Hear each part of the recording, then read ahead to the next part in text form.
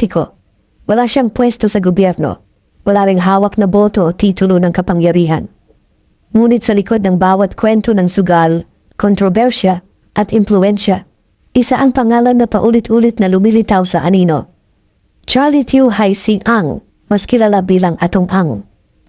Tahimik siyang gumagalaw sa ilalim ng radar. Hindi pala sagot sa media, hindi palaging kaharap ng kamera. Ngunit sa bawat issue ng huweteng, STL, sabong, o anomalya sa mga ahensya ng gobyerno, tila ba hindi maiiwasang nasambit ang kanyang pangalan.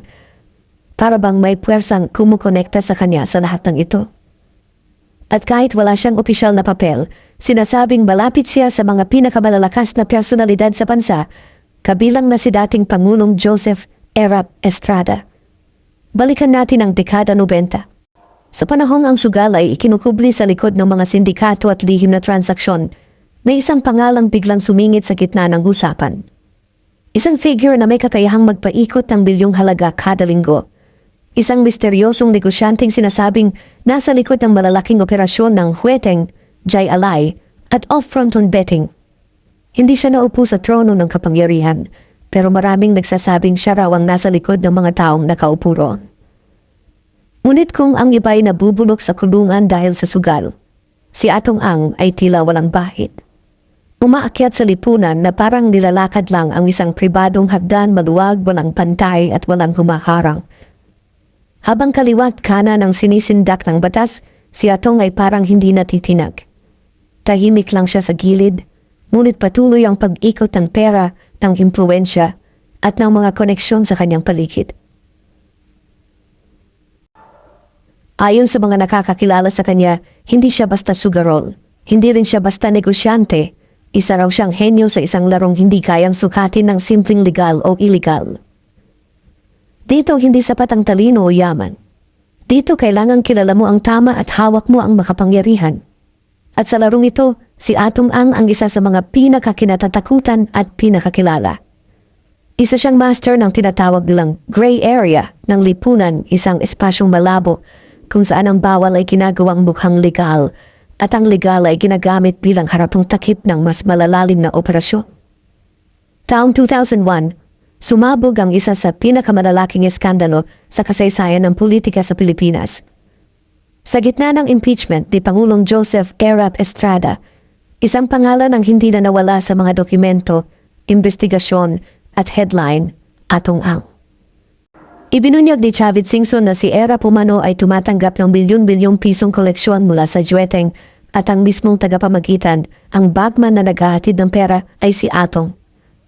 Mula sa isang misteryosong negosyante, bigla siyang naging susi sa pagbagsak ng isang pangulo. At tulad ng inaasahan, hindi rin siya nakaligtas sa hagupit ng batas. Kinasuhan si Atong ng plunder at corruption, at sa halip na humarap agad, siya'y tumakas papuntang Amerika. Doon siya nagtago, tila sinusubukang kalimutan ng bayan, ngunit hindi siya ligtas sa mga mata ng internasyonal na batas. Sa isang operasyon ng FBI, siya ay naaresto at kalaunay na extradite pabalik sa Pilipinas. Dito ay maraming akala na tapos na ang kwento niya. Nasa wakas, matutuldukan na ang paglalakad ng isang taong kay tagal nang nababalot ng kontrobersya. Ngunit muli, naglaro si Atong at nanalo. Habang nakakulong, pumasok siya sa isang plea bargain. Isinuko niya ang 25 milyong piso kapalit ng mas magaan na hatol. 2 taong probation lamang. Walang matagal na kulong. Walang sentensyang dudurog sa kanya. At pagdating ng taong 2009, siya'y lumaya. Ngunit ang mas nakakagulat, ang lalaking lumaya ay hindi na lamang isang dating akusado. Bumalik siyang mas malakas, mas konektado, mas maimpluwensya, at higit sa lahat mas tahimik ngunit mas nakakatakot.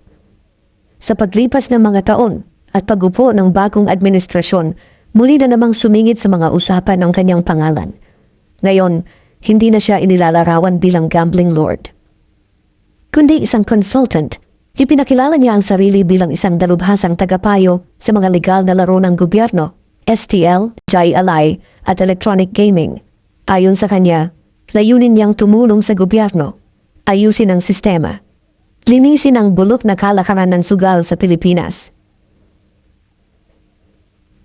Ngunit sa likod ng bagong imahe, sa likod ng malinis na titulo, hindi nawala ang mga bulong. Sa bawat ulat, sa bawat lihim na memo, sa bawat kwento sa likod ng kamera, ang pangalan ni Atong Ang ay nananatiling nakaukit. Mula taong 2021 hanggang 2022, tila isang bangungot ang bumalot sa mundo ng sabong sa Pilipinas.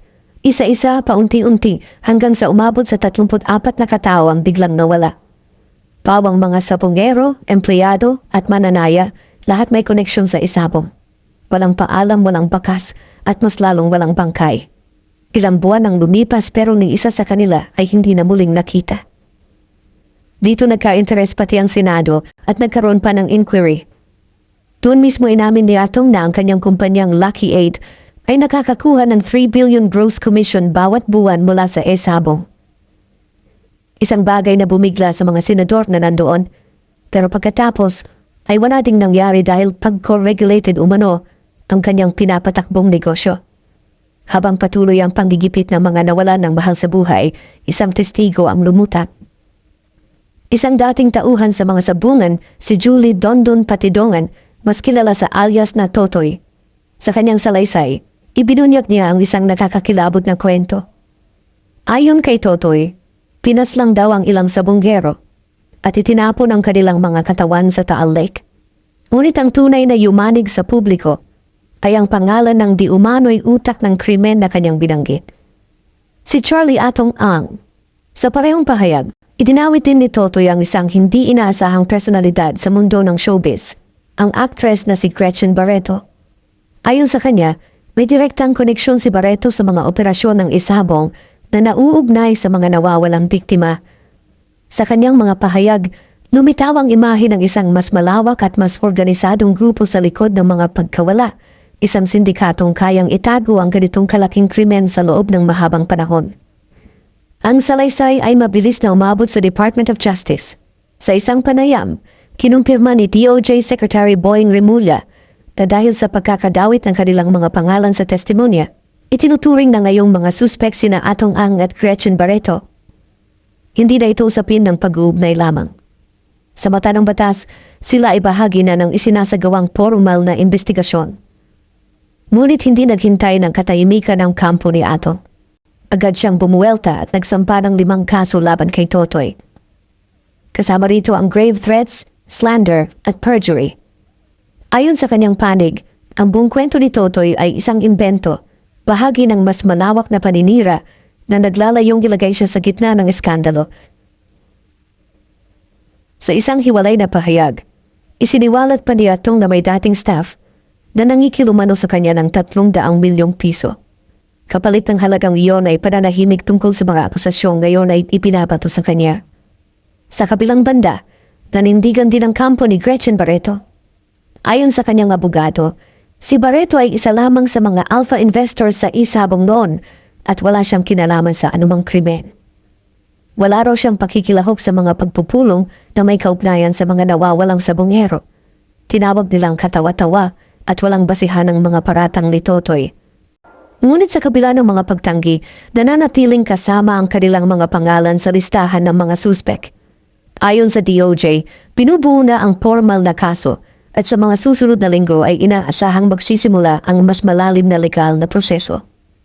Iniimbestigahan na rin ang iba pang mga tauhan at posibleng umabot sa 20 katao ang ididiin bilang bahagi ng umano'y sindikato.